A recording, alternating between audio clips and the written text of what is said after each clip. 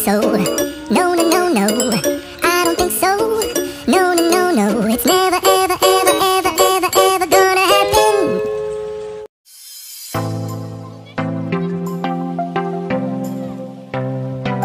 Hello, nice to see you here again in my channel, Lisa Coates.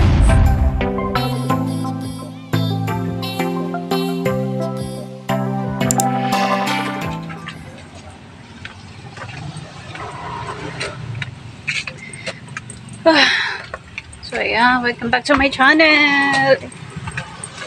Ngayon lang ako lumabas ulit. Baba na yung tubig. So for today's video guys, may pupuntahan tayong important matter. But enjoy the view. So September 4, I received a message from OWA Region 3 na nagsasabing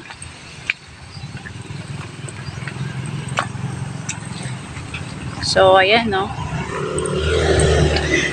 papunta ako ngayon sa Malolos, Kapitolyo para kunin ang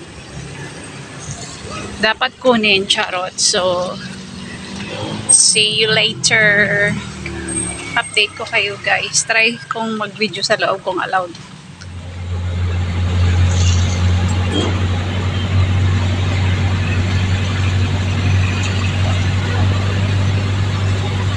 A few moments later. So andito na po ako sa Malolos. Provincial po ito ha. So guide ko lang sa mga taga dito. Bumaba ako eksakto sa provincial hospital, tapos lalakarin ko na lang guys. Lakarin ko lang kasi minsan yung jeep hindi dumidiretso doon eh, may ikot lang. So lakad na lang, din lumabay ang panahon, hindi masyado lumakas sa ulan. So anyway, bago kayo pumunta sa OWA, after nyo ma-receive yung text message, magpa-xerox na po kayo. Nakalagay naman sa instruction na magdala ng 2 valid ID, original copy, and Xerox copy. So ayan, Xerox copy na tayo. So minsan kasi ang jeep dito lumiliko, ibang way.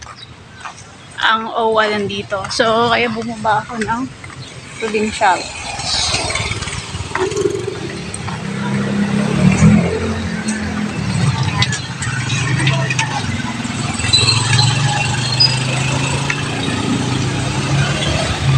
Area.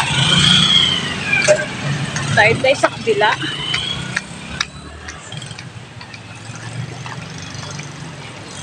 Bulacan Provincial Jail. Kulungan pala yan. Yan pala yung jail ng ano. So from this area, kahiliran ito. So ito po yung sinasabi kong DepEd. Kahiliran ng DepEd. Ito po yung DepEd. Diretsuhin lang po natin.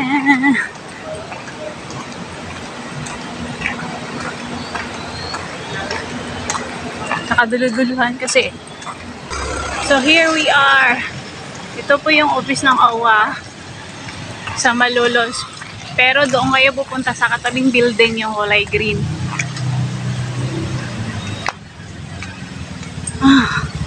Here we are. Sa taas. Second floor.